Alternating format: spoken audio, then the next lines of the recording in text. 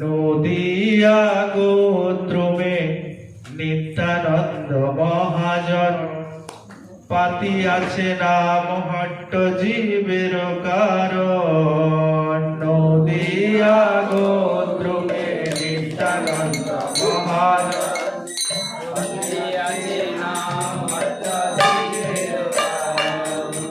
নদিয়া গোত্রমে নিত্যানন্দ মহাজন পাতিয়াছে নাম হট্ট জীবের কারণ। নদিয়া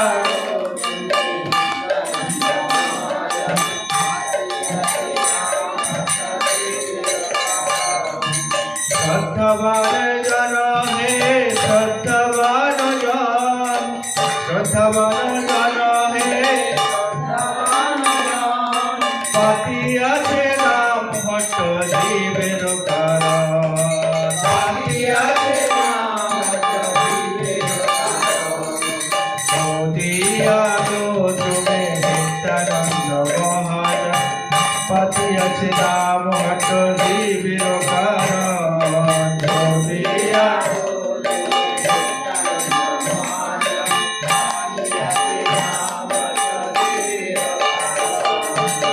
প্রভুর আজ্ঞায় ভাই মাগি এই ভিক্ষা, প্রভুর আজ্ঞায় ভাই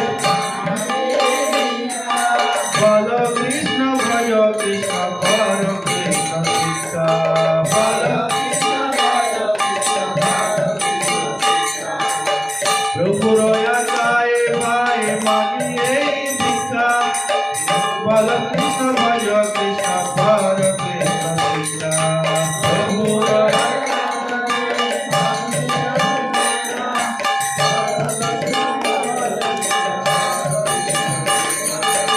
নদিয়া গোত্রমে নিত্যানন্দ মহাজন পাতিয়াছে নাম হট্ট জীবের কারণ। নদিয়া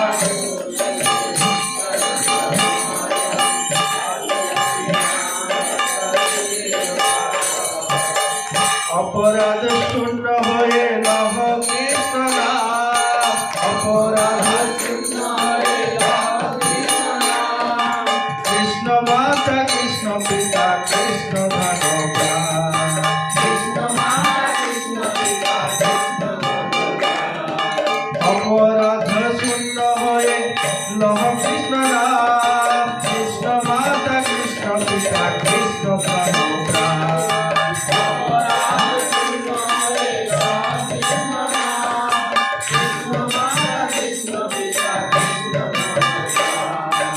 নদিয়া গোত্রমে নিত্যানন্দ মহাজন পাতিয়াছে নাম হট্ট জীবের কারণ। নদিয়া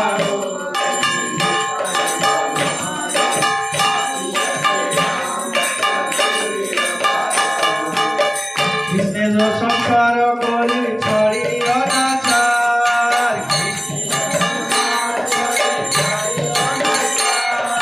কৃষ্ণের সংসার করি ছড়ি অনাচার। জীবে দয়া কৃষ্ণ নাম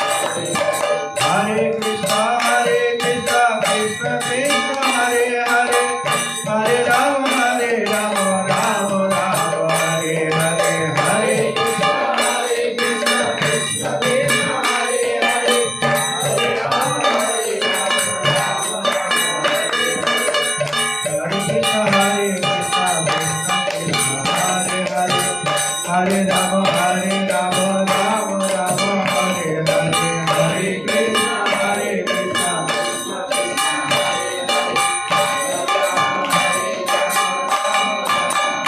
Hare Krishna Hare Krishna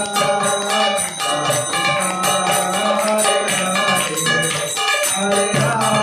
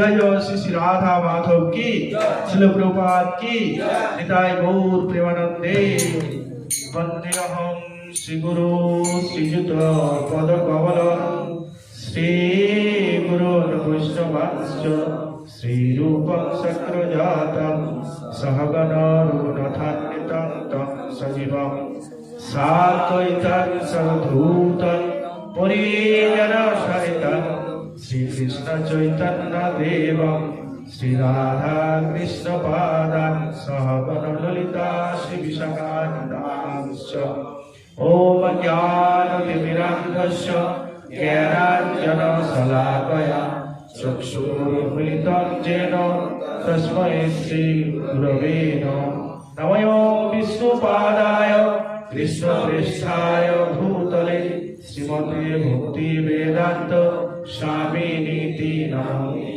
नमस्ते सरस्वती देवे गौरवाणी प्रचारिणे निर्विशेष शून्यवादी पश्चात् देशतारिणे वंशाकल्पतरुभ्यश्च कृपा सिन्धुभ्य च पतितानां पावनेभ्यो वैष्णवेभ्यो नमो नमो महावदनाय कृष्ण प्रेम प्रदायते कृष्णाय कृष्ण चैतन्य नाम्ने गौरतिसे नमः हे कृष्ण करुणा सिंधु दीनबन्धु जगत्पते गोपेश गोपिकाकान्त राधाकान्त नमस्तुते तप्तकाञ्चन गौराङ्गे राधे वृन्दावनेश्वरी वृषभानुसुते देवी प्रणमामि हरिप्रिये नीलाचले निवासाय नित्याय परमात्मने बलभद्र सुभद्राय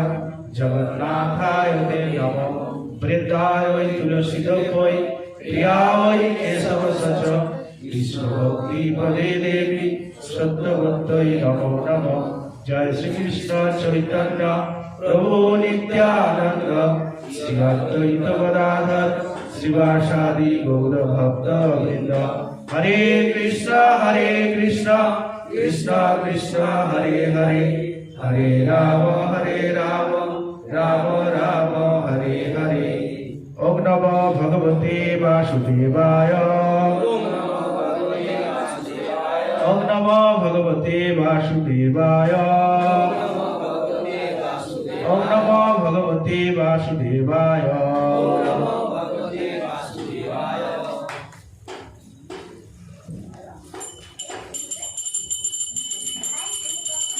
नारायणं नमस्तुभ्यं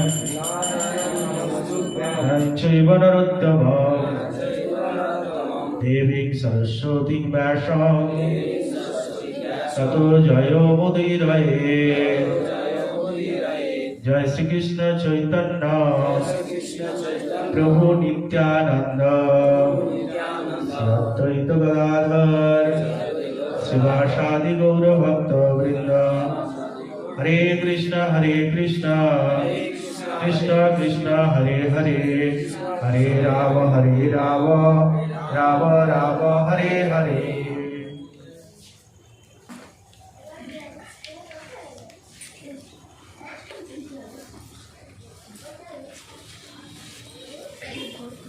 मूकं करोति वाचालं पंगुं लंघयते गिरिं यत्कृपातमहं वन्दे श्रीगुरुं दीनतारिणं परमानंद माधवं श्री चैतन्य ईश्वर।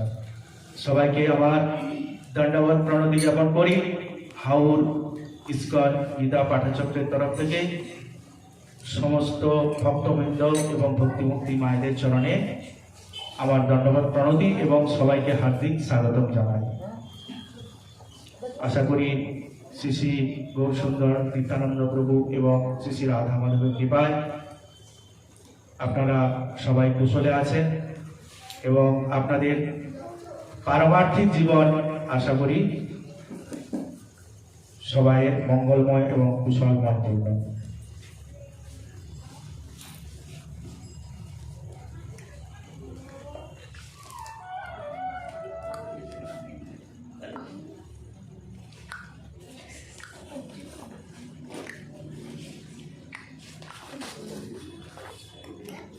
আজকে আমাদের ইস্কন হাউর গীতা পাঠচক্রের অনুষ্ঠান আমরা নিত্যানন্দ প্রভুকে স্মরণ করে ছোট্ট একটি নিত্যানন্দ প্রভুর লীলা দিয়ে তারপরে আমাদের নৈমিত্তিক যে গীতা পাঠ এবং গীতা ক্লাস আমরা শুরু করব। নিত্যানন্দ প্রভুকে কে কেমন ভাবে কোন দৃষ্টিতে দেখেন সেটা পরীক্ষা করার জন্য শ্রীমন মহাপ্রভু শ্রীবাস ঠাকুরকে দিয়ে একটি ছোট্ট পরীক্ষা করলেন। একদিন শ্রীবাস সঙ্গনে সবাই বসে আছেন, শ্রীমন মহাপ্রভু, নিত্যানন্দ প্রভু সবাই বসে আছেন। শ্রীবাস ঠাকুরকে উদ্দেশ্য করে মহাপ্রভু মানে গৌরাঙ্গ প্রভু বলছেন, হে শ্রীবাস, তোমার ঘরে আরেকজন যে বসে আছে সে কিন্তু অবধূত, পাগল লোক। এইসব পাগল লোককে তুমি বেশি পাত্তা দিও না। কখন তোমার ঘরে তোমার জিনিসপত্র ভেঙে তছনছ করে, জিনিসপত্র নষ্ট করে, তোমার বাড়িতে উপদ্রব করে, তার থেকে এগিয়ে বরং ঘর থেকে বের করে দাও। মানে শ্রীবাস ঠাকুরকে লক্ষ্য করে বলছেন, লক্ষ্য কাকে না, নিত্যানন্দ প্রভুর সম্বন্ধে কীর্তন করা, মানে পরীক্ষা করে নিচ্ছেন কে কি ভাবে বলে বা শ্রীবাস ঠাকুরের মনে কি রয়েছে নিত্যানন্দ প্রভুর সম্বন্ধে। তো শ্রীবাস বলছেন, হে প্রভু, হে আমার অন্তর্যামী, আপনি তো সবই জানেন। আমি তো আপনার কাছ থেকে জেনেছি আপনি যে নিত্যানন্দ প্রভু, সেই নিত্যানন্দ প্রভু যদি আমার বাড়িতে কোনো কিছু তছরূপ করে, জিনিসপত্র ভেঙে দেয়, নষ্ট করে, আমি ভাববো যে নিত্যানন্দ প্রভুর কৃপা হয়েছে আমার উপর। যাই হোক, আপনি আমাকে পরীক্ষা করছেন সেটা আমি বুঝতে পেরেছি। দেখুন কেমন ভক্ত, স্বয়ং ভগবান কৃষ্ণ যিনি কলিযুগে পাবন অবতারী মহাপ্রভু শ্রী গৌরাঙ্গ রূপে এসছেন, তার মুখ থেকে শ্রীবাস ঠাকুর শুনছেন, কিন্তু শ্রীবাস ঠাকুরের চৈতন্য বা বোধোদয়টা কিন্তু ঠিক জায়গায় রয়েছে নিত্যানন্দ প্রভুর প্রতি। তারপর আনন্দে আত্মহারা হয়ে শ্রীমান গৌরাঙ্গ প্রভু, শ্রীমান মহাপ্রভু কি করলেন, শ্রীবাস ঠাকুরকে জড়িয়ে ধরলেন, বললেন, হে শ্রীবাস,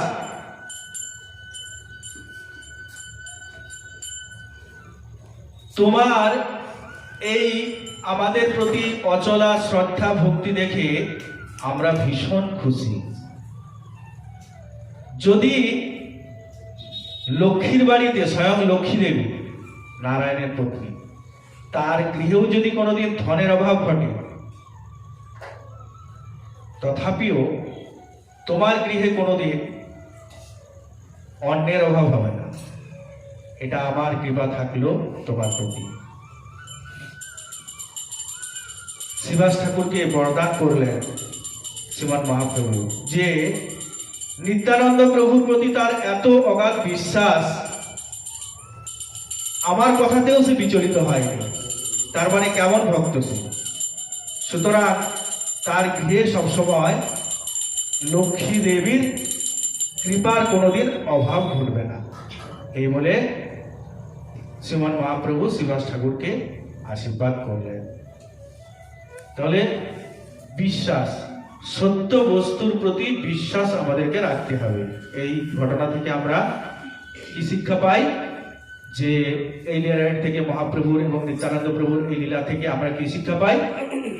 যে সত্য বস্তুকে স্বয়ং ভগবান, যিনি কলিতে গৌরাঙ্গ রূপে এসেছেন, তার প্রতি অগাধ নিষ্ঠা এবং ভালোবাসা, শ্রীবাস ঠাকুরের অগাধ প্রেম দেখে মহাপ্রভু বললেন, এই আশীর্বাদ করলেন যে হে শ্রীবাস ঠাকুর, তোমার গৃহে কোনোদিন অন্যের অভাব হবে না। তাহলে সত্য বস্তুর প্রতি আমাদের নিষ্ঠা রাখতে হবে সবসময়। ভগবান সাক্ষাৎ কৃষ্ণচন্দ্র, যিনি কলিতে গৌরাঙ্গ রূপে এসেছেন এবং তিনি অকাতরে কলির জীবকে উদ্ধারের জন্য যে নাম প্রদান করেছেন, হরে কৃষ্ণ কৃষ্ণ কৃষ্ণ হরে হরে, হরে রাম রাম রাম হরে হরে।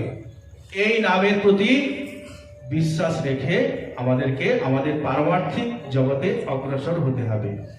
কলিতে ভগবান কি কি রূপে এসেছেন? তিন রূপে। এক হচ্ছে গিয়ে নাম রূপে। কি নাম রূপে? তাহলে অনেক নাম আছে। নামকারী বহুধা নিজ সর্বশক্তি, স্তত্তার্পিতে নিয়মিত শরণেন কালো, এদাদৃশি তব কৃপা ভগবান মাপি, দুর্দৈবম দৃশ বিহাজনী নানুরাগ। হে কৃষ্ণ, হে বৃন্দাবন চন্দ্র, তুমি গোবিন্দ, গোপীনাথ আদি ইত্যাদি তোমার মধুসূদন অনেক নাম তুমি বিস্তার করেছো এবং প্রত্যেকটি নামে তুমি স্বীয় সর্বশক্তি অর্পণ করিয়াছো। কিন্তু আমার দুর্দৈব এমন যে তোমার নামেও আমার অনুরাগ জন্মিল না। শ্রীমন মহাপ্রভু কি করলেন? সেই নামকে অকাতরে, কোন নাম? হরে কৃষ্ণ মহামন্ত্র। সস্তায় অনেক কিছু নাম আছে, যা তা নাম করা যাবে না। মধুসূদন, গোবিন্দ, গোপীনাথ ইত্যাদি ইত্যাদি। তাহলে কোন নাম আমরা করবো? মহাপ্রভুর নির্দেশিত পথ, সেটা হচ্ছে হরে কৃষ্ণ মহামন্ত্র। আর কি রূপে এসছেন ভগবান? গ্রন্থ রূপে, ভাগবত গ্রন্থ রূপে। যখন ভগবান কৃষ্ণ তার দাপর লীলা সাঙ্গ করবেন, গোলকে চলে যাবেন, এটা তার পরম ভক্ত উদ্ধব জানতে পেরেছে। পরম ভক্ত উদ্ধব জানতে পেরেছে যে ভগবান এবার লীলা সম্বরণ করবেন। তখন উদ্ধব খুব কাঁদছে, কান্নাকাটি করছে ভগবান কৃষ্ণের কাছে। এই যে হে ভগবান, আমি কি নিয়ে থাকবো? আমি আপনার মায়াকে আমি ভয় পাই না। সবাই মায়াকে ভয় পায়, কিন্তু আপনার মায়াকে আমি ভয় পাই না। কেন না? আপনার প্রসাদী বস্ত্র আমি পরিধান করি, আপনার প্রসাদ আমি প্রসাদ রূপে পাই, আপনার গলমালা আমি মাথায় নিয়ে থাকি, আপনার তুলসী চরণের তুলসী আমি আঘ্রাণ গ্রহণ করি। সুতরাং কোনো মায়া আমাকে স্পর্শ করতে পারবে না, এ বিষয়ে আমি শুনেছি। কিন্তু আপনি স্বয়ং এখানে থাকবেন না, এটাই আমার কাছে সবচেয়ে বেদনাদায়ক। তখন ভগবান কৃষ্ণ উদ্ধবকে বলছেন, উদ্ধব, তুমি কান্না করো না, আমি স্বয়ং তোমার কাছে সবসময় থাকবো। কি রূপে? গ্রন্থ রূপে, ভাগবত রূপে। ভাগবত মহাপুরাণের দ্বাদশ স্কন্ধ ভগবানের অঙ্গ, 1 এবং 2 স্কন্ধ হচ্ছে ভগবানের চরণ, ভগবানের পা চরণ। তৃতীয় এবং চতুর্থ স্কন্ধ হচ্ছে ভগবানের 2 উরু, 2 উরু। পঞ্চম স্কন্ধ হচ্ছে ভগবানের নাভি পদ্ম। দেখবেন সৃষ্টি তত্ত্বটা পঞ্চম স্কন্ধে আছে, কিন্তু ভগবানের সৃষ্টি তত্ত্বটা, ব্রহ্মাণ্ড নিয়ে যে সমস্ত লীলা, সেগুলো কিন্তু পঞ্চম স্কন্ধে আছে। ভগবানের নাভি পদ্ম থেকে কার জন্ম হয়েছিল? ব্রহ্মা। সেই ব্রহ্মার মানে সৃষ্টি তত্ত্বটা ওইখানে আছে। ষষ্ঠ স্কন্ধ হচ্ছে ভগবানের বুক, ভগবানের বুক হচ্ছে ষষ্ঠ স্কন্ধ। ভগবানের কণ্ঠ সপ্তম স্কন্ধ। ভগবানের না, ভুল বললাম, সপ্তম এবং অষ্টম স্কন্ধ ভগবানের 2 বাহু। ভগবানের 2 বাহু হচ্ছে ষষ্ঠ এবং অষ্টম, সপ্তম এবং অষ্টম স্কন্ধ। নবম স্কন্ধ হচ্ছে ভগবানের কণ্ঠ, ভগবানের কণ্ঠ, কণ্ঠ মানে গলা, গলা, নবম স্কন্ধ। দশম স্কন্ধ হচ্ছে ভগবানের মুখমণ্ডল, দশম স্কন্ধ। একাদশ স্কন্ধ ভগবানের কপাল, কপালটা হচ্ছে ভগবানের যে কপালটা, এটা হচ্ছে একাদশ স্কন্ধ। আর ভগবানের যে মুকুট, চাঁচর কেশ, এটা হচ্ছে দ্বাদশ স্কন্ধ। এটা হচ্ছে ভগবানের এই যে দ্বাদশ স্কন্ধ মহাপুরাণ, শ্রীমৎ ভাগবত মহাপুরাণ, এটা হচ্ছে ভগবানের পূর্ণ অবয়ব বা কলেবর।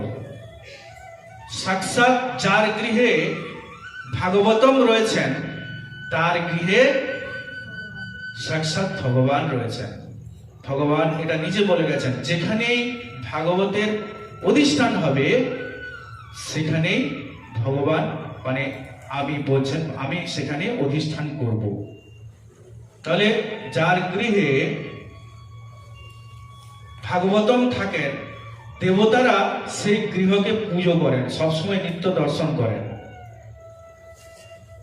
এবং ভগবান বলছেন এই দ্বাদশ স্কন্ধ যে মহাপুরাণ, এই মহাপুরাণের মধ্যেই আমি লিপিবদ্ধ থাকবো এবং প্রত্যেকটি অক্ষর, প্রত্যেকটি অংশ হচ্ছে আমার অংশ।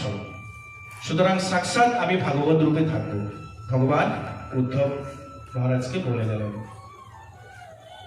আর তৃতীয় কলিতে তৃতীয় অবতার রূপে কে থাকবেন? কে থাকবেন? সাক্ষাৎ বিগ্রহ, ভগবানের বিগ্রহ। সারা ভারতবর্ষে 4 যুগে 4 জন নাথ ছিলেন, 4 জন নাথ, ঠিক আছে? উত্তর ভারতে কে আছেন? বদ্রীনাথ, যিনি বদ্রীনারায়ণ রূপে প্রকট হয়েছিলেন। কখন? সত্যকালে। ত্রেতাতে দক্ষিণ ভারতে ভগবান রামচন্দ্র, রামনাথ নামে, ভগবানের সমস্ত যাবতীয় লীলা সবকিছু কিন্তু দক্ষিণ ভারতকে কেন্দ্র করে। কারণ উত্তর ভারতে জন্ম হলেও ভগবান বেশি লীলা করেছেন রামচন্দ্র কিন্তু দক্ষিণ ভারতে। কারণ রাবণকে পরাস্ত করতে গিয়ে যত বনবাসে তিনি ঘুরে বেরিয়েছেন, সেটা কিন্তু সব দক্ষিণ ভারতে না। তাহলে ত্রেতাতে হচ্ছে রামনাথ, তারপরে পশ্চিম ভারতে কে? দ্বারকানাথ, দ্বারকানাথ, দ্বারকাধীশ ভগবান কৃষ্ণ, দ্বারকানাথ। আর কলিতে পূর্ব ভারতে স্বয়ং ভগবান জগন্নাথ রূপে প্রতিষ্ঠিত আছেন। তাহলে 4 যুগে 4 নাথ আছেন। কলিতে সাক্ষাৎ ভগবান জগন্নাথ রূপে আছেন।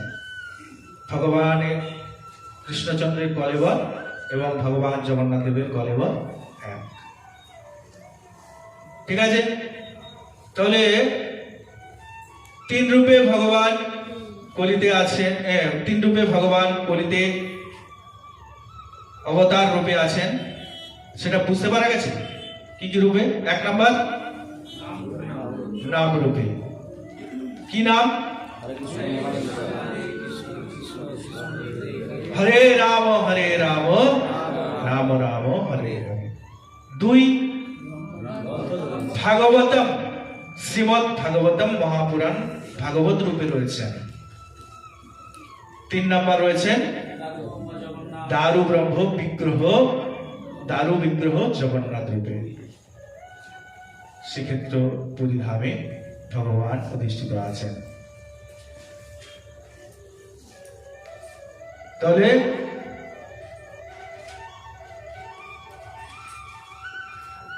সস্তার কোনো নাম করলে চলবে না, কিন্তু থাকে জানা।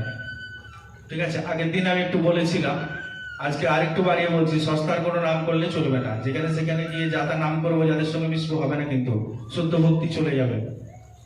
ঠিক আছে, অনেক মধুর মধুর নাম বেরিয়েছে।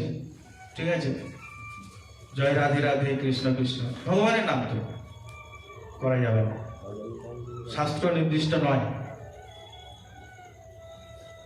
বোঝা গেছে? শাস্ত্র নির্দিষ্ট নয়, শাস্ত্র নির্দিষ্ট একটি নাম, সেটা হচ্ছে গিয়ে মহামন্ত্র হরে কৃষ্ণ কৃষ্ণ কৃষ্ণ হরে হরে, হরে রাম রাম রাম হরে হরে।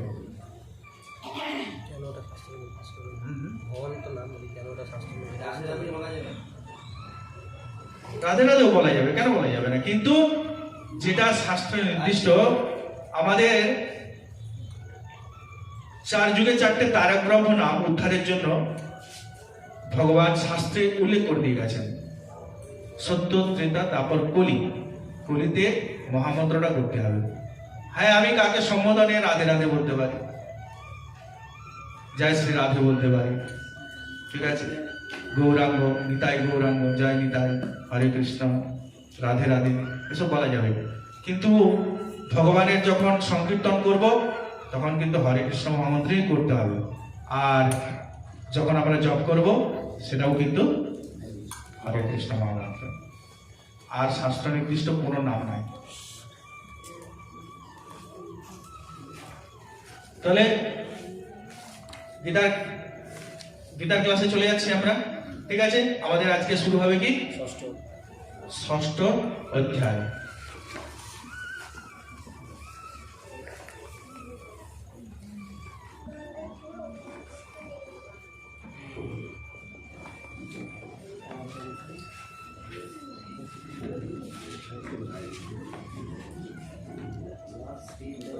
আমরা শেষ করে ফেলেছি কি? কর্ম সন্ন্যাস যোগ, তাই তো?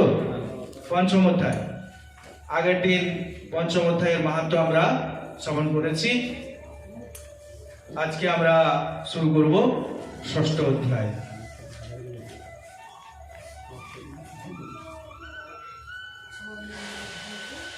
ষষ্ঠ অধ্যায় কি? ধ্যান যোগ। তাহলে ব্যাসদেবের আমরা আবার কৃপা প্রার্থনা করছি। শ্রীমান মহাপ্রভু, নিত্যানন্দ প্রভু এবং ভগবানের কাছে কৃপা প্রার্থনা করছি যে আমরা যেন ষষ্ঠ অধ্যায়টা নির্বিঘ্ন ভাবে শেষ করতে পারি। কারণ গত বছর পঞ্চম অধ্যায় করার পর মাঝখানে এক বছর মানে ঝড় হয়ে গেছে।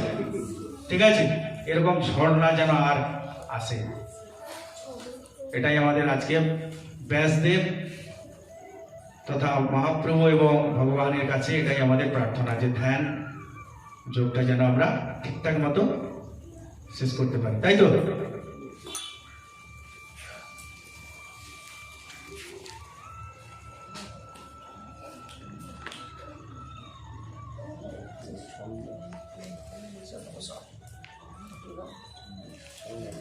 প্রথম শ্লোক, ধ্যান যোগ, ষষ্ঠ অধ্যায়। শ্রী ভগবানুবাচ অনাশ্রিত কর্মফল কার্যং কর্ম করোতি যঃ সা সন্ন্যাসী চ যোগী চ ন নির্ন চাক্রিয় অনাশ্রিত কর্মফল কার্যং কর্ম করোতি যহ স সন্ন্যাসী চ যোগী চ ন নির্ন চাক্রিয়। রাজু প্রভু অনুবাদ করো।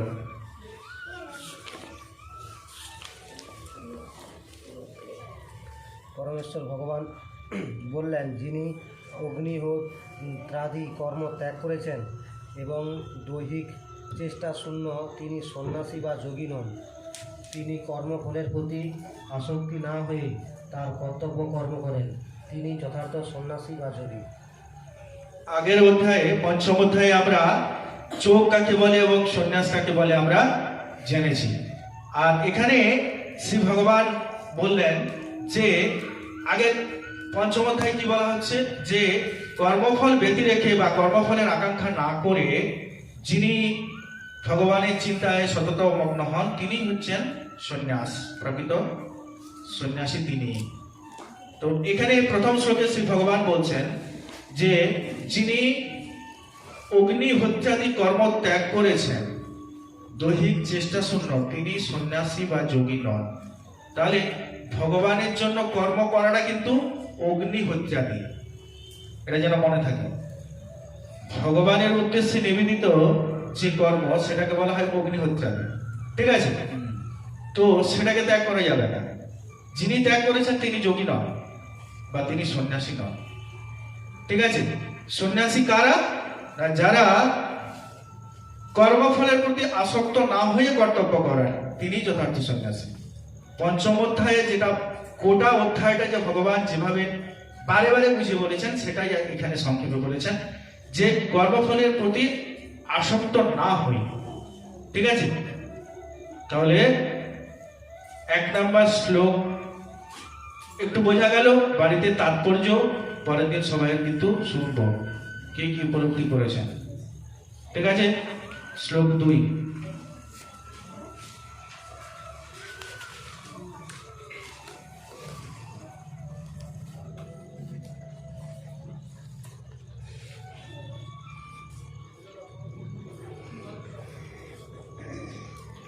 जम सन्यासो मेति पाहुर्योगम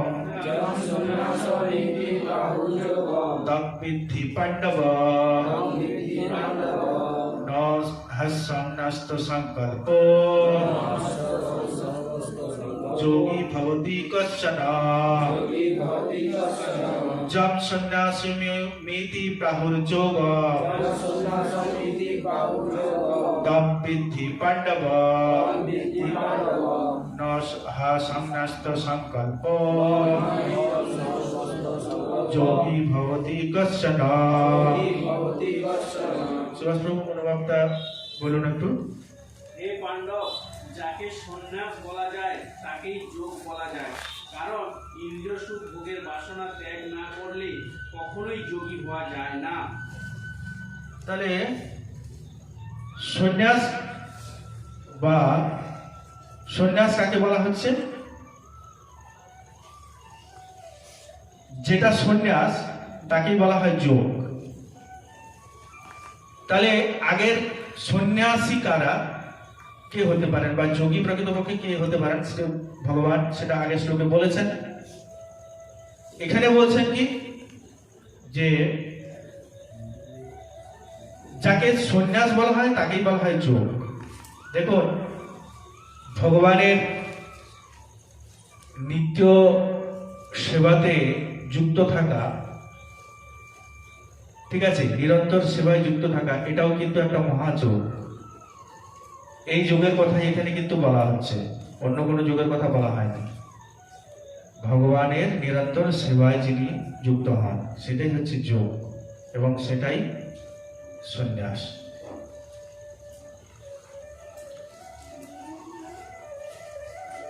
এটা ব্যতি রেখে যা কিছু করা হয় সেটা কিন্তু ইন্দ্রিয় সুখ ভোগ, ঠিক আছে? আমরা আগে বহুবার আলোচিত হয়েছে, প্রভুরা করেছেন, যে আত্মেন্দ্রিয় প্রীতিবাঞ্ছা তারে বলে কাম, আর কৃষ্ণেন্দ্রীয় প্রীতিবাঞ্ছা ধরে প্রেম নাম। ঠিক আছে, তাহলে আমাদের নিজেদের আত্ম ইন্দ্রিয় তৃপ্তির জন্য যেটা আমরা করি সেটাকে কিন্তু যোগ বা সন্ন্যাস বলা হয় না, ইন্দ্রিয় সুখ ভোগের জন্য। ঠিক আছে, তাহলে কৃষ্ণেন্দ্রিয়, কৃষ্ণ বিষয়ে আসক্তি, ঠিক আছে, কৃষ্ণ সেবায় যুক্ত, এটাই হচ্ছে গিয়ে প্রেম, এবং তার থেকে সেটাই হচ্ছে যোগ, এবং সেটাই হচ্ছে সন্ন্যাস। তাহলে ইন্দ্রিয় ভোগের বাসনা ত্যাগ না করলে কখনো যোগী হওয়া যাবে না। বোঝা গেল? আর শ্লোক হবে থাকবে নাকি? কটা দেবো? আরেকটা? পাঁচটা হওয়ার কথা ছিল, তাহলে তিনটা হোক অন্তত। রাজু প্রভু বলছে অন্তত তিনটা হোক, বেশি নয়। আরেকটা হবে? আচ্ছা হোক। আমাদের পূজা প্রভু বলছে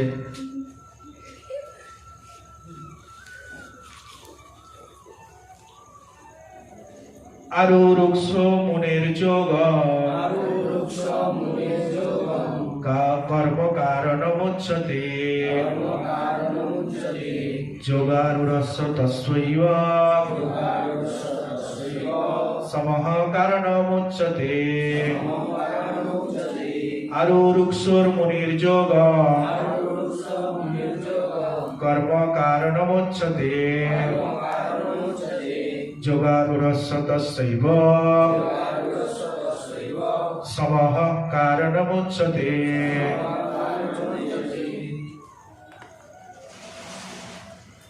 কৃষ্ণদেব অনুবাদ। অষ্টাঙ্গ যোগ অনুষ্ঠানে যারা নবীন তাদের পক্ষে কর্ম অনুষ্ঠান করাই উৎকৃষ্ট সাধন, আর যারা ইতিমধ্যে যোগারূঢ় হয়েছেন তাদের পক্ষে সমস্ত কর্ম থেকে নিবৃত্তি উৎকৃষ্ট সাধন।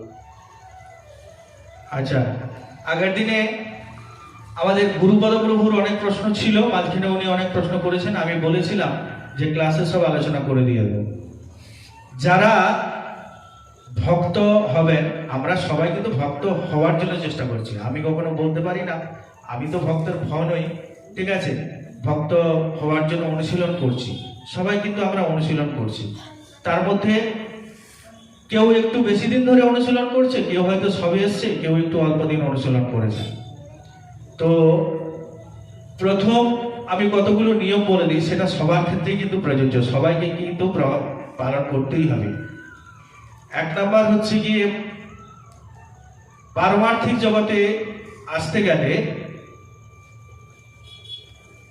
ভগবানের নামটা প্রথমে করতে হবে। এক নাম্বার হচ্ছে ভগবানের নাম, হরে কৃষ্ণ কৃষ্ণ কৃষ্ণ হরে হরে, হরে রাম রাম রাম হরে হরে। মনের মধ্যে একটা সংকল্প রাখতে হবে যে আমি প্রতিদিন 4 মালা জপ করব। ঠিক আছে, 16 মালা একদিনে হবে না, অভ্যাস বাড়াতে হবে আস্তে আস্তে। সংকল্প থাকবে যে আমি 8 মালা জপ করব। কেউ 16 মালা পারলে খুবই ভালো। একদম যারা নবীন, আমি নবীন থেকে শুরু করছি একদম। ঠিক আছে, আমি এই স্টেপগুলো আবার বলে দিচ্ছি, এগুলো বহুবার ক্লাসে আলোচিত হয়েছে, আমি আবার বলে দিচ্ছি। তাহলে প্রথম সংকল্প হচ্ছে আমি হরিনাম জপ করবই, এটা প্রথম করতেই হবে, কিন্তু নাহলে কিন্তু পারমার্থিক জগতে কোনোভাবে এগোনো যাবে না। সেটা সংকল্প থাকবে যে আমি প্রতিদিন 1 মালা করবো, কোনো অসুবিধা নেই। 2 মালা করবো, 4 মালা করবো, 6 মালা করবো, একটা সংকল্প থাকবে। তার নিচে কিন্তু নামানো যাবে না যে আমি 6 মালা করবোই। হলো 1 নাম্বার। 2 নাম্বার হচ্ছে গিয়ে ন্যূনতম বাড়িতে হয়তো নিরামিষ তিনি প্রসাদ রূপে পেতে পাচ্ছেন না, তার জন্য থাকলো একাদশীতে তাকে একাদশী ব্রতটা পালন করতেই হবে। এটা 2 নম্বর। একাদশী ব্রত কিন্তু তাকে মাস্ট পালন করতেই হবে, চেষ্টা করতে হবে। এবং পরের দিন একাদশীটা সুন্দরভাবে পালন করলে পরের দিন কিন্তু মনটা অনেক সুস্থ থাকে। এবং ভগবানের, শ্রী ভগবানের আলেখ্যর সামনে, প্রত্যেকের বাড়িতে নিশ্চয়ই ভগবানের শ্রী বিগ্রহের আলেখ্য রয়েছে, রাধা মাধবের আলেখ্য রয়েছে। ন্যূনতম সকালবেলা অন্তত ফল বা অন্নপ্রসাদ ভোগ লাগিয়ে সেটা পালন ছাড়তে হবে। প্রত্যেকের বাড়িতে মহাপ্রসাদ রয়েছে, যদি না থাকে এইভাবে আমি পদ্ধতি বলে দিলাম।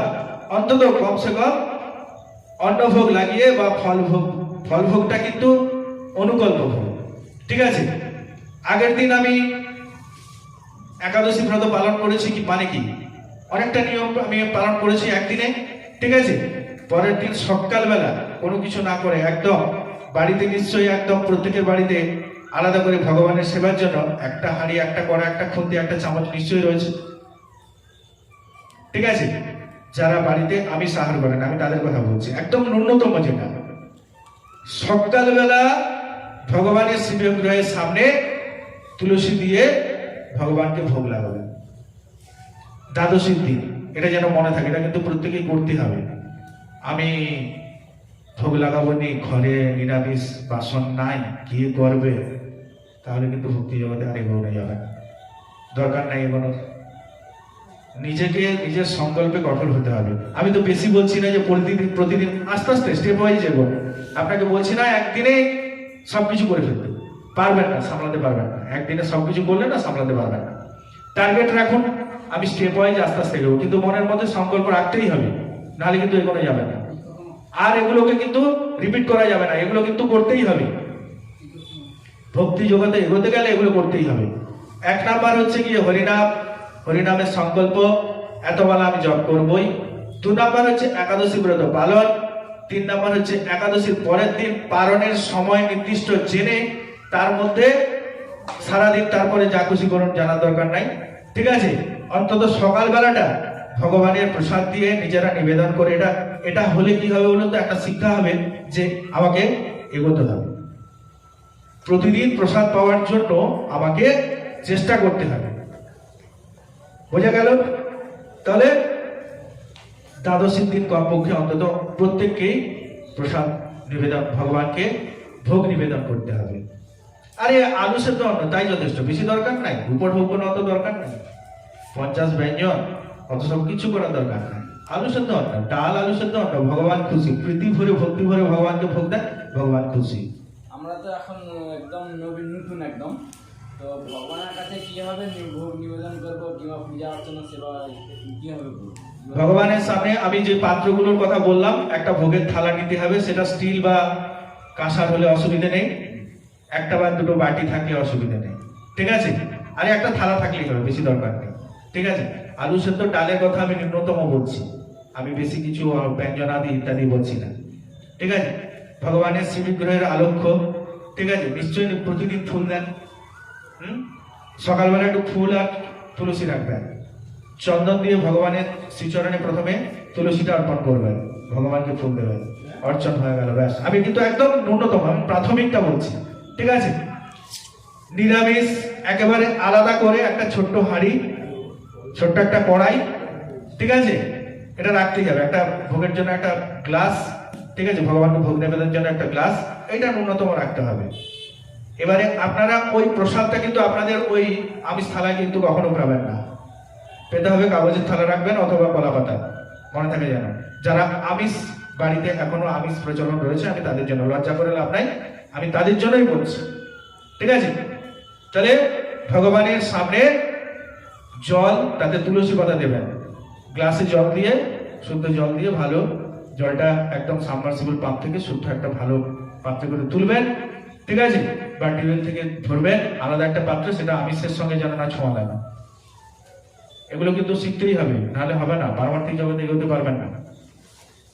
সেই গ্লাসের মধ্যে জল দিয়ে তুলসী দেবেন, আর অন্নের মধ্যে আর ব্যঞ্জন যা থাকবে একটা করে তুলসী দেবেন, ঠিক আছে।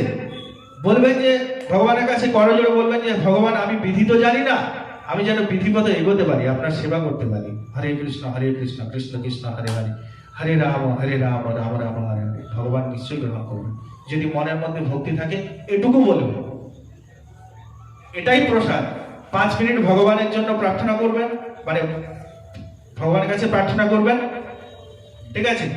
পর্দা একটা দিয়ে দেবেন, ভগবানের সামনে থালাটা রেখে পর্দা দিয়ে বাইরে বেরিয়ে চলে আসবেন, বা ঘরের মধ্যে যদি থাকে শ্রীবিগ্রহের আলেখ্য সামনে রেখে দিয়ে, ঠিক আছে, থালা রেখে দিয়ে ওই জল থালা, ঠিক আছে, দিয়ে দরজাটা রেখে বাইরে অপেক্ষা করবেন, দরজাটা বন্ধ করবেন, মহামন্ত্র জপ করবেন, ঠিক আছে।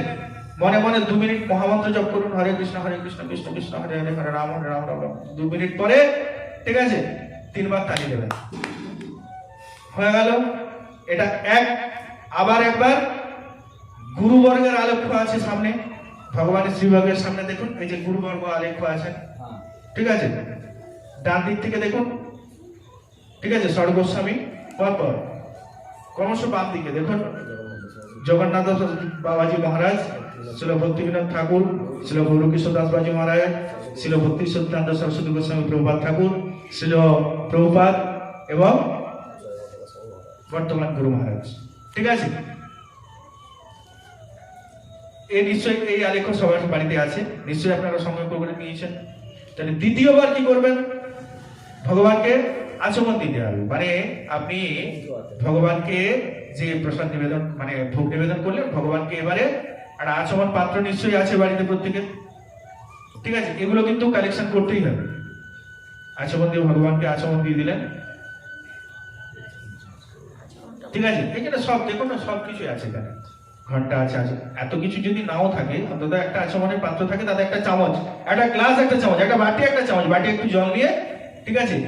ইদং আচমনীয় গৌরায় ইদং আচম, অত কিছু বলার দরকার নেই, ঠিক আছে। এমনি মহামন্ত্র বলেই করবেন, অসুবিধা নেই। ভগবানের উদ্দেশ্যে মহামন্ত্র করে বলবেন যে মনে মনে করছেন যে আমি আচমন দিচ্ছি, ভগবানের হাত মুখ ধুয়ে দিচ্ছি, ঠিক আছে। 2-3 বার হরে কৃষ্ণ কৃষ্ণ কৃষ্ণ হরে হরে রাম রাম রাম রাম করে নিলেন। এরপর গুরুবর্গের উদ্দেশ্যে আপনাকে প্রসাদ নিবেদন করতে হবে। মনে মনে আপনি বললেন যে হে গুরুদেব, আমি অবিধি পূর্বকই আপনাকে ভগবানের শ্রী ভগবানের নিবেদিত প্রসাদ ভোগ নিবেদন করছি, আপনি কৃপা করে গ্রহণ করুন, আমাকে ক্ষমা করুন। হরে কৃষ্ণ কৃষ্ণ কৃষ্ণ হরে হরে হরে রাম রাম। এগুলো করা যায় না, আরামসে করা যায়, কোনো অসুবিধা নেই। বলছি যে ওই মানে ভোগটা তো আমি প্রথমে রাখলাম, আগে তো গুরুদেবকে ডাকা হবে, তারপরে তো মানে বেরিয়ে আসবো না। বলছি দেখুন, পদ্ধতি কিন্তু সবই লেখা আছে, কিভাবে ভোগ নিবেদন করবেন নামহট্টতে পরিষ্কার লেখা আছে। যদি নামহট্ট ফলো করে যদি করেন অতি উত্তম, আর তো বলার কিছু নেই, একটু পরে করবেন। আর ন্যূনতম যদি না পারেন, একেবারে যারা নবীন মানে পড়তে ইচ্ছা আগ্রহী, আমি যেটুকু বললাম ওইটুকু করুন, আস্তে আস্তে নিশ্চয়ই ভগবান কৃপা করবেন।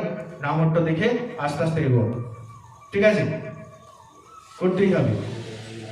ভাবটা এমন থাকবে আমি ভগবানকে ভোগ দিচ্ছি, এরকম ভাব থাকবে না। মাতাজি যেটা প্রশ্ন করলেন,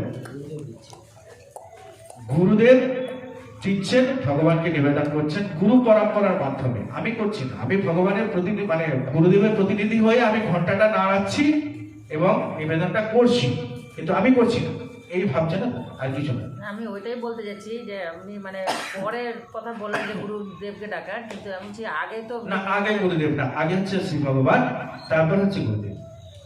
আগে ভগবানকে নিবেদনের সময় আপনি যখন ভগবানকে নিবেদন করছেন, ভাবটা সবসময় এটা থাকবে যে আমি করছি না, সেটা তো বুঝতে গুরুদেব পারছি। করছেন। হ্যাঁ, ব্যাপারটা বলুন। হচ্ছে যে ওই যে পরে মানে দরজা লাগিয়ে দিলাম, লাগানোর পরে আবার হাততালি মেরে ঢুকলাম, তো তারপরে গুরুদেবকে ডাকতে বলি। না, তারপরে হচ্ছে গুরুদেবকে ডাকা, কিন্তু তার আগে ভগবানকে আচমন দিতে হবে, ভগবানের হাত মুখ ধুয়ে দিতে হবে, ঠিক আছে। যে ভোগটা আমরা তো ভোগটা রেখে দিয়ে চলে এলাম, মানে ধরুন ভোগের থালাটা তো আমরা রেখে দিলাম, রেখে দিয়ে বাইরে বেরিয়ে এলাম, ওই তখন তার আগে তো ভোগটা নিবেদন হচ্ছে। উনি বলছেন যে গুরুদেবকে আহ্বান করবো, গুরুদেব যেন ভোগটা নিবেদন করে, এইটা বলছেন। হ্যাঁ, ওটা তো প্রথমে তো প্রস্তাব আগে গেছে। ওটা হচ্ছে কি প্রথমেই করতে হবে। হ্যাঁ, সেটাই ওইটাই বলতে। আমি অতটা এগোচ্ছি না, আমি কেন ওটা বলিনি, ওটা এগোচ্ছি না, আমি একদম নবীন ভক্তদের জন্য বলছি। আমি কিন্তু যারা নামহট্ট এবং পারমার্থিক জগতে যারা জেনে গেছেন, এগিয়ে গেছেন, তাদের জন্য ঠিক আছে, কিন্তু একেবারে নবীন আমি অতটা এগোতে চাইছি না। আমি একেবারে আমি ভাবলাম যে ওটা না না, ঠিক আছে। আমি একেবারে ন্যূনতম লেভেলে, না ঠিক আছে। ঠিক আছে, যারা একেবারে করেননি দ্বাদশীর ভোগ কিভাবে ভগবানকে ভোগ নিবেদন করবেন, আমি সেই পদ্ধতিটা বলছি, ঠিক আছে। ওটা তো হবে অবশ্যই, ওটাই মূল, ওটাই লক্ষ্য, কিন্তু আমাদেরকে স্টেপ ওয়াইজ, ঠিক আছে, ধাপে ধাপে যাতে আমরা ন্যূনতমটা করতে পারি সেই পদ্ধতিটা আমরা বলে দিচ্ছি। এরপর আবার ঠিক 2 মিনিট বাদে দরজা লাগিয়ে চলে আসবেন। গুরু মহারাজ গুরু পরম্পরার উদ্দেশ্যে আপনি ভোগ নিবেদন মানে প্রসাদ নিবেদন করলেন, এরপর মহাপ্রসাদ হয়ে গেল, বাড়িতে থালা নিয়ে এসে ওই থালার সঙ্গে কিন্তু কোনো কিছু টাচ করা যাবে না, অন্য কোনো এটো, ঠিক আছে, বা নিজেদের খাওয়ার বাসন এইসব কোনো করা যাবে না। আর দ্বাদশীর প্রসাদটা আপনারা পাবেন হয় কলা পাতায়, না হলে কাগজের থালায়, কিন্তু মনে থাকে যেন কোনো বাসনে না। যারা পুরোপুরি দেবটি বা পারমার্থিক জগতে এগিয়ে গেছেন তাদেরকে তো বলার কিছু নেই, কিন্তু একেবারে যারা এগোতে চাইছেন নবীন, আমি তাদের জন্য বলছি, ঠিক আছে। আর একাদশী পদ্ধতি বলি, একাদশীটা কিভাবে পালন করবেন। গুরুপদ প্রভু এই সপ্তাহে শরীর খারাপ করে ফেলেছে একাদশী করতে গিয়ে, ঠিক আছে, কড়া পাকের একাদশী করতে গিয়ে না পাকটা একটু কড়া হয়ে গেছে। কড়া পাকে মানে নির্জলা থেকে 12টার পর, ঠিক আছে, যখন পাচ্ছেন ফল টল পেয়ে গেছেন, ঠিক আছে, অ্যাসিড হয়ে গেছে, তারপরে বমি বিকেলে, এই আর কি, আর কিছু না। নির্জলাটা কতক্ষণ থাকতে হয়?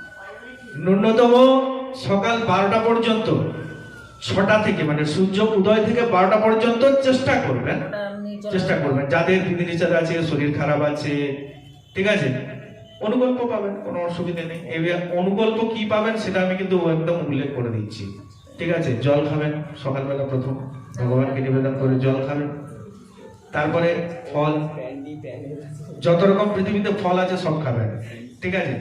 ওই কাঁঠালি কলা খাওয়া যাবে না, গরুর শিং থেকে তৈরি, ওইসব বাজে কথা, আজে বাজে কথা ওইসব চলবে না।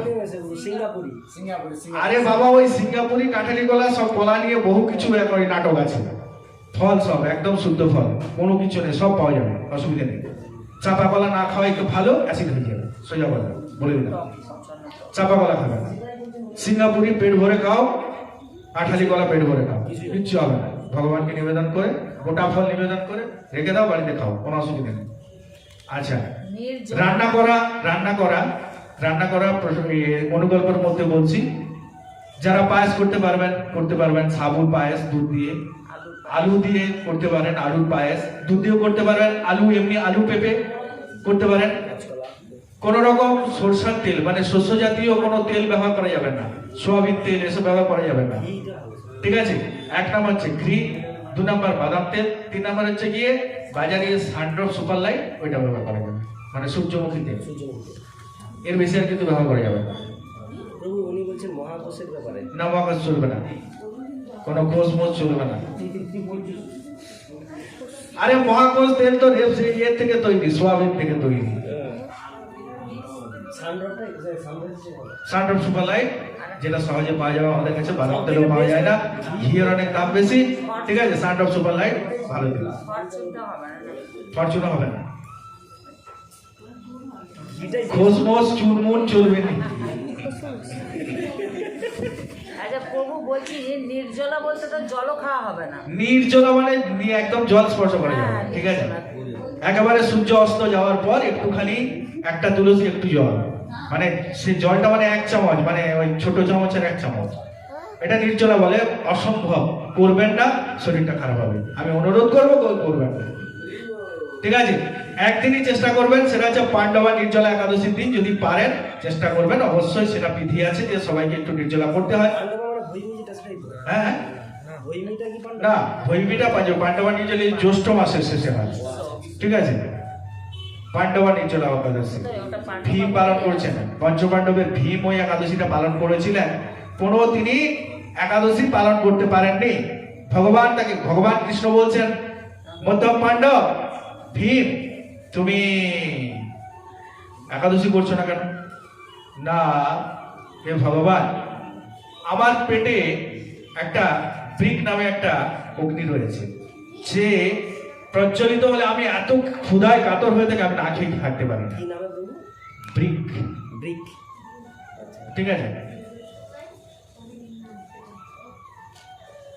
ওইটা জ্বালায় আমি খিদায় থাকতে পারি না। বলছে তুমি সামনে যে একাদশী, সেই সময় কথা হচ্ছিল, তার সামনে হচ্ছে ওই যে পাণ্ডবা নির্জলা একাদশীটা, বলছে এই সামনের যে একাদশীটা ওইটা তুমি পালন করো। আমি বলছি তুমি পারবে, অবশ্যই পারবে, কোনো অসুবিধা নেই।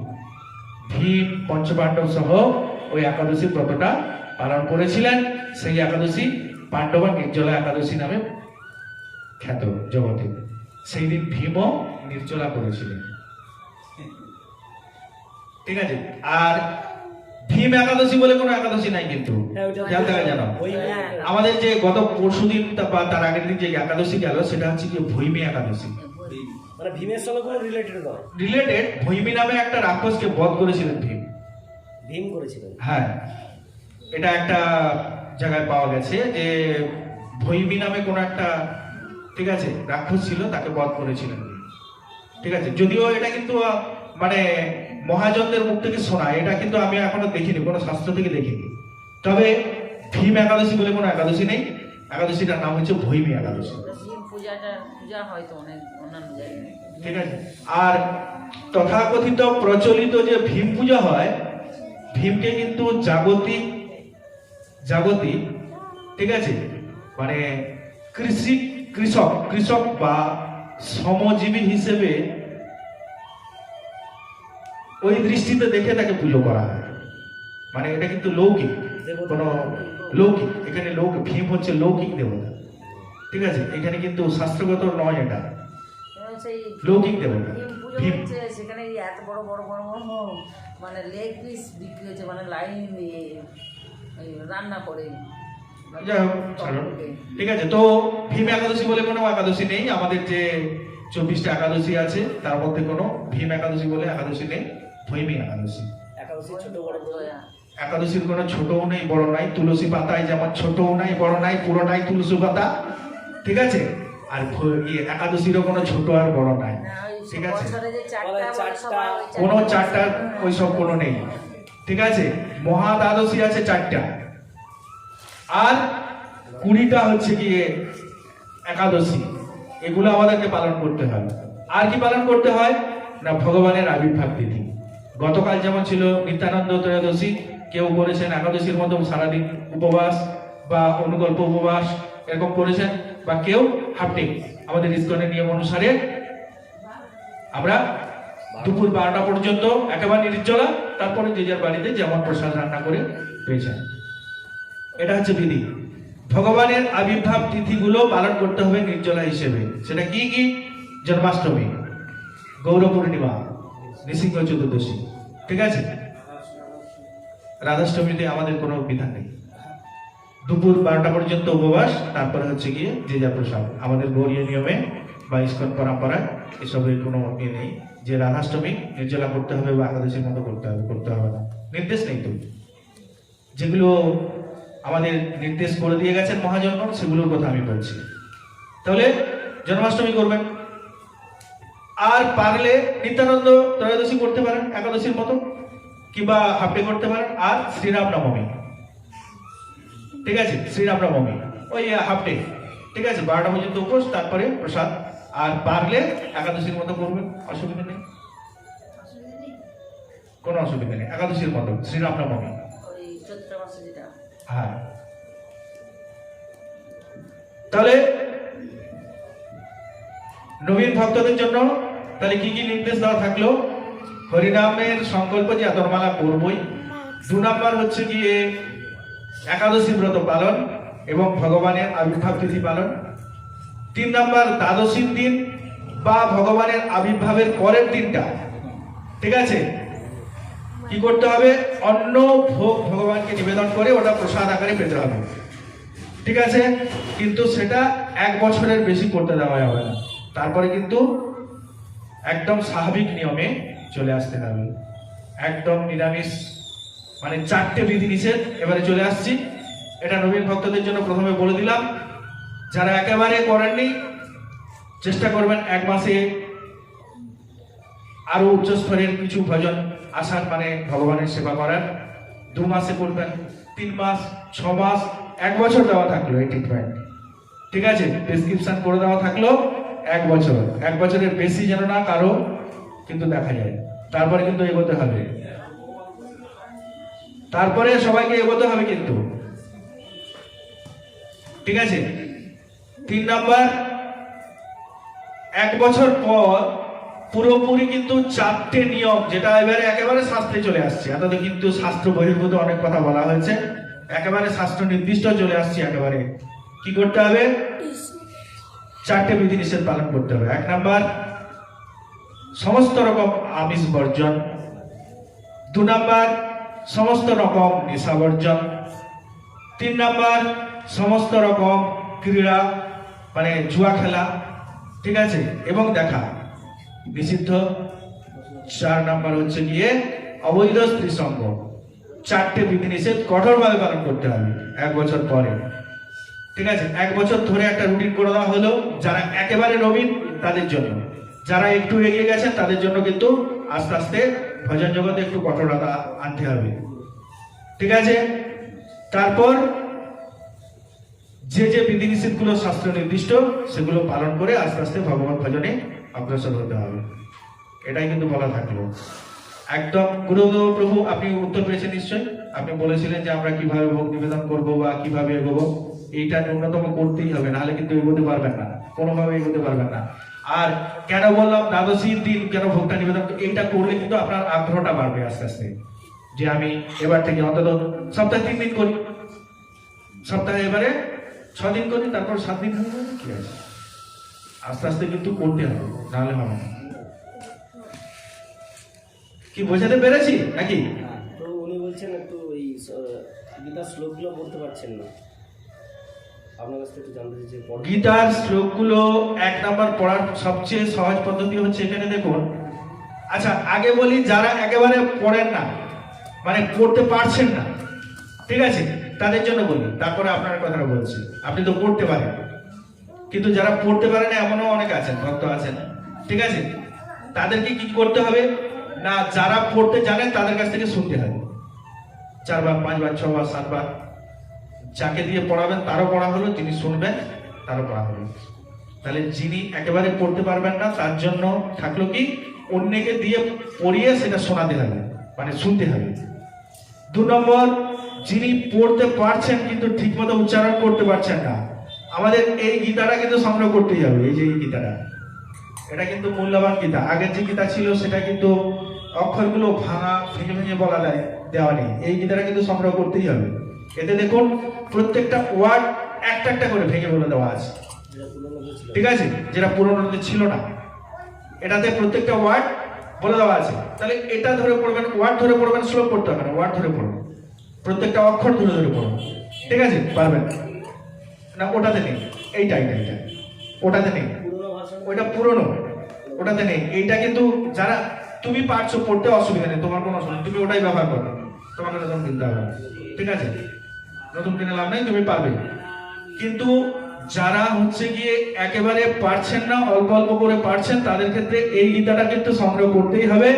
প্রত্যেকটা অক্ষরের মানে আলাদা আলাদা করে বলে দেওয়া আছে এবং সেভাবেই উচ্চারণ করতে হবে, ঠিক আছে। যেখানে যুক্তাক্ষরগুলো আছে দেখুন সব কিন্তু ভেঙে দেওয়া আছে, যুক্তাক্ষরগুলো ভেঙে দিয়ে সেখানে কিন্তু প্রত্যেকটা উচ্চারণ এবং মানে করা আছে, ঠিক আছে। এটাই হচ্ছে নিয়ম। এইবার 1 বার না হলে 2 বার, 2 বার না হলে 3 বার, 3 বার না হলে অন্তত 5-6 বার পড়তে হবে, দেখবেন ঠিক হয়ে গেছে। এভাবেই নিয়ম, ঠিক আছে। আর কি না, ওই যেখানে দেখবেন অনুস্বার গুলো আছে, আগের ক্লাসে বলেছিলাম, সেগুলোকে ম উচ্চারণ করতে হবে, ঠিক আছে। আর বিসর্গ যেখানে আছে একটা হয়ের মতো টান হবে, যেখানে বিসর্গ আছে সেখানে হয়ের মতো টান হবে, যেখানে অনুস্বার আছে সেখানে ম হবে। হ্যাঁ, তম যেখানে আছে, তম অনুস্বার তো তম পড়তে হবে, তম। যেখানে জং আছে সেখানে জম পড়তে হবে, ঠিক আছে। এই হচ্ছে গীতা পড়ার নিয়ম। প্রভু আমার একটা প্রশ্ন ছিল। আচ্ছা বলছি, আমি শেষ করি, তারপরে প্রশ্ন করার জন্য অবশ্যই সবাইকে সময় দেওয়া হবে, প্রশ্ন উত্তর পর্ব এখন শুরু হয়। তাহলে বলুন, আর মানে কিটা অসুবিধা থাকলো দ্বাদশীর দিন ভগবানকে ভোগ নিবেদনের জন্য? কার কি অসুবিধা থাকলো বলুন, একটু বলুন তো, যে আমার এই অসুবিধাটা আছে, বাড়িতে করতে দেয়নি, মাছ ছিল, বলুন এবারে। আর কি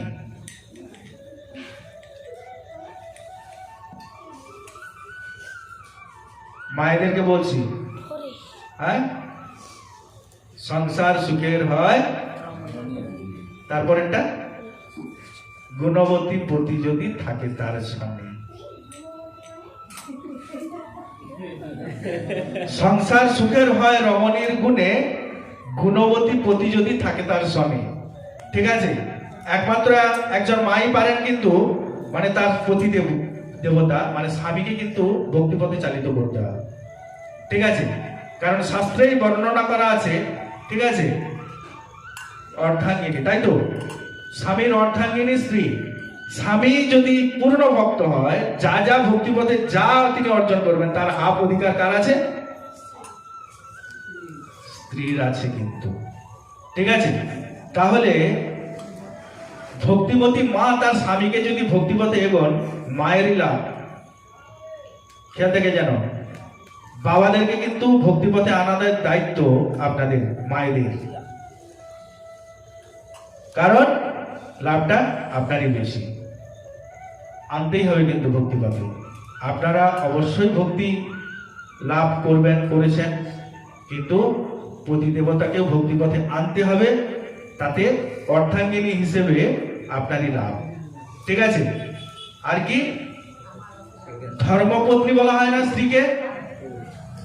স্ত্রীকে কি বলা হয়? স্ত্রীকে কি বলা হয়? ধর্মপত্নী, তাই তো? আরে কেউ কিছু বলেনি কেন? আমি ভুলভাল বলছি মনে হয় কিছু, না? হরে কৃষ্ণ। স্ত্রীকে কি বলে? ধর্মপত্নী তো, হ্যাঁ, কেন বলে?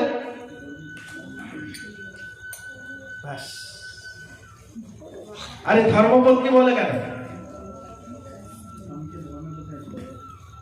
ও, আরেকটা কথা বলি, হ্যাঁ,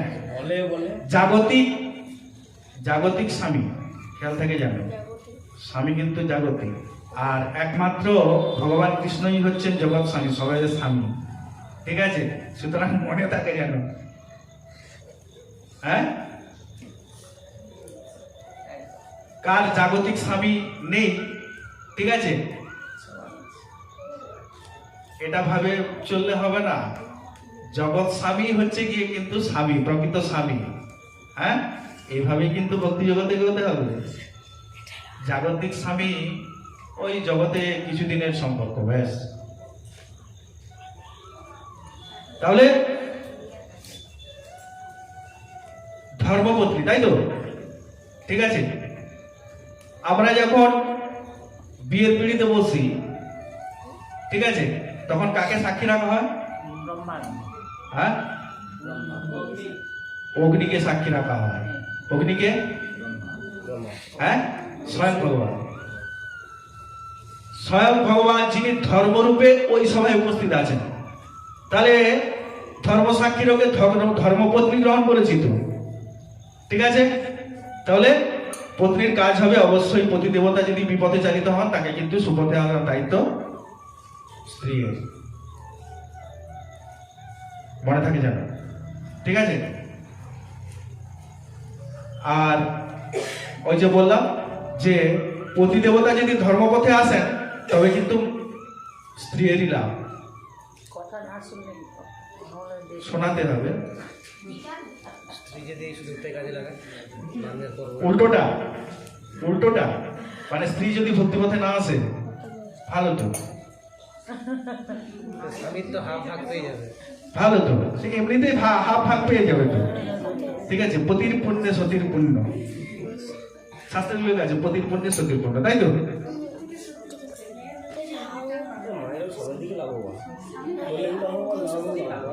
সুতরাং এটা ভেবে ইয়ে নেই যে আমার স্বামী ভক্তি করছে, আমি ভক্তিপথে এগোবো না, খুব বিপদ, ঠিক আছে, বেরিয়ে যাবে, যে ভক্তিটা এসছে সঙ্গে সঙ্গে বেরিয়ে যাবে, ওই হাফটাও রাখতে পারবে না। সুতরাং ভক্তি পথে এগোনো ছাড়া আর কোনো দ্বিতীয় রাস্তা নাই, তাই তো। আর কোনো কিন্তু দ্বিতীয় কোনো বিকল্প পথ নেই, একমাত্র ভক্তি পথে এগোনো ছাড়া। তাহলে সবার মধ্যে সংকল্প থাকবে যে আমরা দ্বাদশীর দিন তাহলে অন্ন প্রসাদ পাবো আমরা। কেউ হ্যাঁ বলে? দ্বাদশীর দিন আমরা সবাই ন্যূনতম অন্তত অন্ন প্রসাদ পাবোই, যারা আমরা করিনি, নবীন এগোচ্ছি আমরা, এবং আস্তে আস্তে আমাদের পারমার্থিক জগতে দৃঢ়তার দিকে এগোতে হবে, মানে দৃঢ় হতে হবে, হ্যাঁ, নিয়ম আস্তে আস্তে পাল্টে ফেলে শুদ্ধ ভক্তি পথে এগোতে হবে, এটা সংকল্প মনে থাকবে। রুটি দেবো, অসুবিধা নেই। সকালবেলা যে ভাত দিতে হবে, আরে অন্ন মানে শুধু ভাত নয়, অন্ন মানে রুটি, ঠিক আছে? অন্ন মানে রুটি, অন্ন মানে ভাত। ভগবানের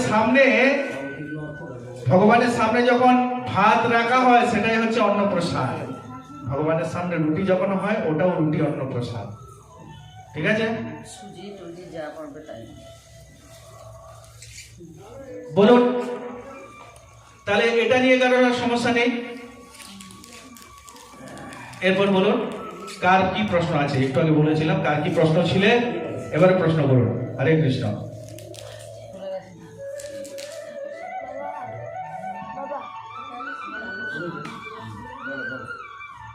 বলো কার কি প্রশ্ন?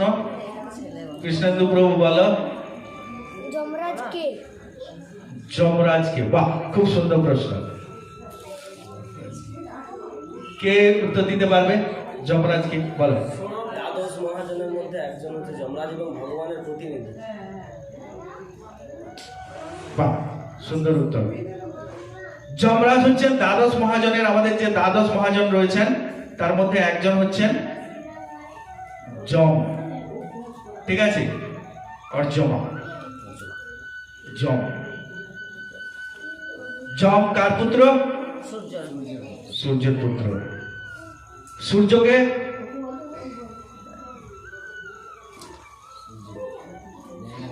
স্বয়ং ভগবান। হ্যাঁ, সূর্য থেকে তো প্রকাশিত, সূর্য থেকে প্রকাশিত। তাহলে আর একটু ছোট করে বলে দিই তাহলে কিভাবে সব ভগবান থেকে কিভাবে সব প্রকাশিত সেটা বলছি। হ্যাঁ, প্রত্যেক ব্রহ্মাণ্ডে একটা সূর্য রয়েছে, ঠিক আছে? ব্রহ্মাণ্ড সবাই যত কিছু আছে সব ভগবান থেকে তৈরি, ঠিক আছে? প্রত্যেক ব্রহ্মাণ্ডে সূর্য রয়েছেন, অসংখ্য সূর্য রয়েছেন। আমরা দেখতে পাচ্ছি একটা সূর্য, কিন্তু অসংখ্য সূর্য রয়েছে, ঠিক আছে? এমনি আমরা উল্লেখ পাই যখন আদিত্য বলা হয়, দ্বাদশ আদিত্য, ঠিক আছে? সূর্যের আরেক নাম আদিত্য। যখন ভগবান কৃষ্ণ, ঠিক আছে, কালীয় দহে কালীয় নাগকে দমন করার জন্য ছাপ দিয়েছিলেন, তখন কালীয় যত বিষ শরীরে গ্রহণ করেছিলেন। ভগবানের সঙ্গে, ভগবান কৃষ্ণের সঙ্গে, ছোট্ট বালক তো, কালীর সঙ্গে প্রচন্ড লড়াই হয়েছিল ভগবানের, ঠিক আছে? কালীয় কোনোভাবেই পেরে ওঠেনি, কিন্তু বিপরীতে কি হয়েছিল, কালীও প্রচুর পরিমাণে বিষ উগড়ে দিয়েছিল, ভগবান সব শরীরে ধারণ করেছিলেন। যখন কালীয় দেহ থেকে ভগবান উঠে এলেন, ঠিক আছে, মা যশোদা কোলে নিয়ে বসে থাকলেন কৃষ্ণকে, কৃষ্ণের শরীর থেকে বিষ নির্গত করার জন্য আহ্বান করলেন কাকে? দ্বাদশ আদিত্যকে, 12টা সূর্যকে আহ্বান করলেন। 12টা সূর্য কোনোভাবেই না অস্ত যায়নি সেদিন। ভগবানের যতক্ষণ বিষ ছিল ততক্ষণ 12টা সূর্য ক্রমান্বয়ে তাপ বিকিরণ করে যাচ্ছিল। তাহলে আমরা 12টা সূর্যের উল্লেখ পেয়েছি। অসংখ্য সূর্য রয়েছে, অসংখ্য সূর্য, প্রত্যেক ব্রহ্মাণ্ডে অসংখ্য সূর্য রয়েছে। আমরা একটা, আমাদের দৃষ্টিগোচরে একটা মাত্র আমরা সূর্য দেখতে পাচ্ছি, ঠিক আছে? সবই কিন্তু মহাবিষ্ণুর প্রকাশ। এই যে নিত্যানন্দ প্রভুকে স্বয়ং মহাবিষ্ণু, যেটা একবার ব্যাখ্যা হয়েছিল, সেটা আমি একটু সংক্ষেপে বলে দিচ্ছি, ঠিক আছে? যে ভগবান সবই কিন্তু মহাবিষ্ণুর প্রকাশ। ভগবান যখন কারণোদক সাই রূপে, কারণোদক সাই বিষ্ণু বলা হয়, ঠিক আছে? কারণোদক সাই বিষ্ণু থেকে অসংখ্য অর্বুদ বা বুদ্বুদ বা নিঃশ্বাস বা শ্বাস প্রশ্বাসের সঙ্গে অসংখ্য ব্রহ্মাণ্ডের সৃষ্টি হচ্ছিল, ঠিক আছে? ব্রহ্মাণ্ডটা প্রথমে ছোট ছিল, ভগবানের শ্বাস প্রশ্বাস থেকে বেরিয়ে ক্রমশ সেটা মহি হতে হতে প্রকট আকার ধারণ করে, মানে ব্রহ্মাণ্ডের সৃষ্টি হয়। তার মধ্যে ভগবান কি করলেন? আবার প্রবেশ করলেন কি হিসেবে?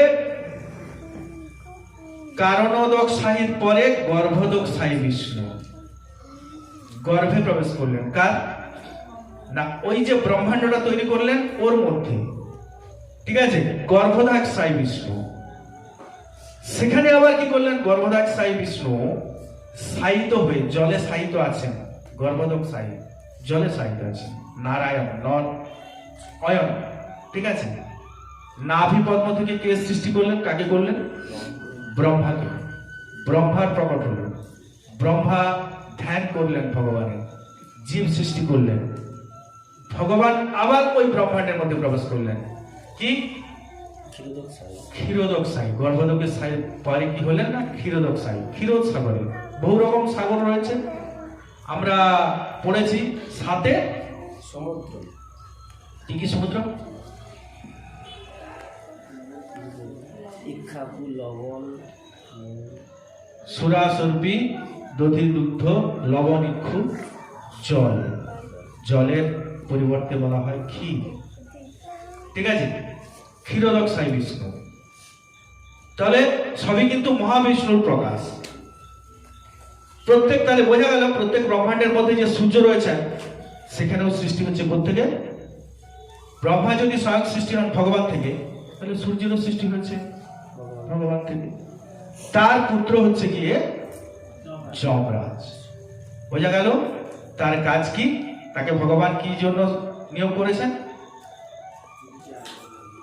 যম পরিবার, মৃত্যুলয়ে মানুষের কর্মকাণ্ড বিচার করে দণ্ড নির্ধারণের জন্য। দণ্ডদাতা হচ্ছেন অর্জমা বা যম। তাহলে কৃষ্ণেন্দু প্রভু বোঝা গেল কে যম। আর প্রশ্ন,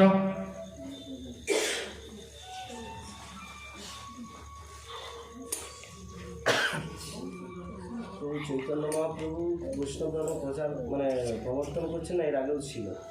এর আগেও ছিল। প্রমাণ হচ্ছে গিয়ে আমাদের যে ব্রহ্মমত গৌড়ীয় সম্প্রদায়, আগের দিনে বলেছিলাম। ঠিক আছে, আগের দিনে বলেছিলাম যে আমাদের যে 4টে সম্প্রদায় রয়েছে এটা মহাপ্রভুর অনেক আগে থেকে। ঠিক আছে, কি কি বললাম, মধ্যাচার্য, অদ্বৈতাচার্য, নির্বাকাচার্য, বিষ্ণু স্বামী। 4টে যে আছে এটা মহাপ্রভুর আগের থেকে। ঠিক আছে, এই সম্প্রদায় এগুলো বৈষ্ণব সম্প্রদায়। মহাপ্রভু কি করলেন, মানে পুনঃপ্রবর্তন করলেন আবার ওই মানে বৈষ্ণব যে ধারা পরম্পরাটা, সেটা মহাপ্রভু আবার প্রবর্তন করলেন। মহাপ্রভু সৃষ্টি করেননি, মহাপ্রভু আবার পুনঃপ্রবর্তন করলেন।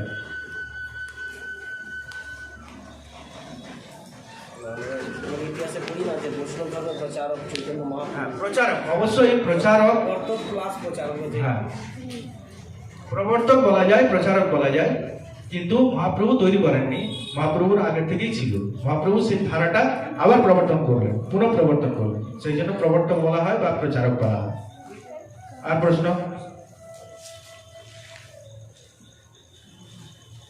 এখন যে অনুকূল ঠাকুর বলছে, মানে তাদের সব ভক্তরা বলে যে অনুকূল ঠাকুর ভগবানের আবির্ভাব, ভগবানের অংশ, তাই কি? কোন শাস্ত্রে লেখা আছে? চরম ভোগী লোক। 100 হরে কৃষ্ণ, আমাদের শাস্ত্র বাক্য দিয়ে সেটা প্রমাণ করতে হবে। কোন গ্রন্থে লেখা আছে যে অনুকূল হচ্ছে গিয়ে ভগবান?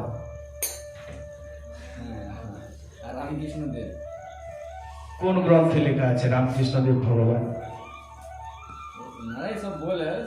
ওনারা শোনা কথায় চললে হবে নি, ওখানে যে বলবে তাকে বলতে হবে শাস্ত্র দেখাও। শাস্ত্র বলতে কোনটা? হরে কৃষ্ণ, সবাই মন দিয়ে শুনুন। শাস্ত্র বলতে আমাদের কিন্তু মহাপুরাণ, ঠিক আছে, 19টা উপনিষদ, ঠিক আছে, আমাদের যে শাস্ত্র আছে পুরাণ বা শাস্ত্র, 19টা উপনিষদ এখনো পর্যন্ত পাওয়া গেছে। তার মধ্যে দেখাতে হবে কোথায় লেখা আছে।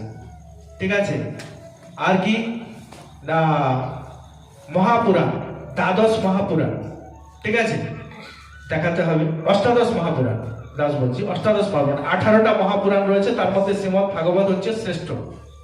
ঠিক আছে, ওই পুরাণের মধ্যেও দেখাতে হবে কোথায় রামকৃষ্ণ অনুকূল ইত্যাদি ইত্যাদি ভগবান।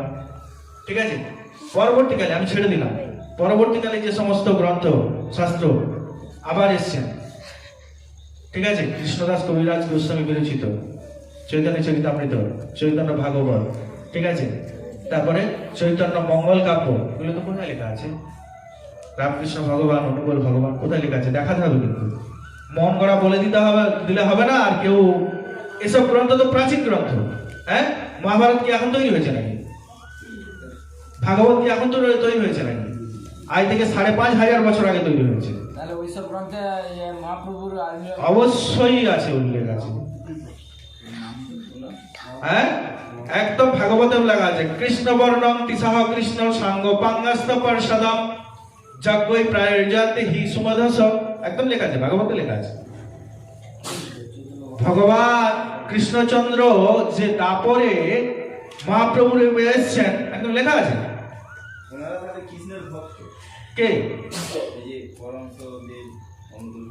কেউ কৃষ্ণের ভক্ত না, কোথায় লেখা আছে? কৃষ্ণের ভক্ত কৃষ্ণের নাম করে, হরে কৃষ্ণ মহামন্ত্র করে।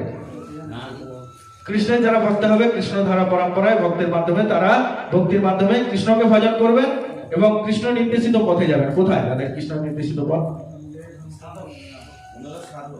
হ্যাঁ, যে বলতে পারেন যে যোগী বা যোগ সাধক, সেটা বলতে পারেন, খুব বেশি হলে। কৃষ্ণ ভক্ত নয় ওনারা, আর ভগবানও নয়, ঠিক আছে।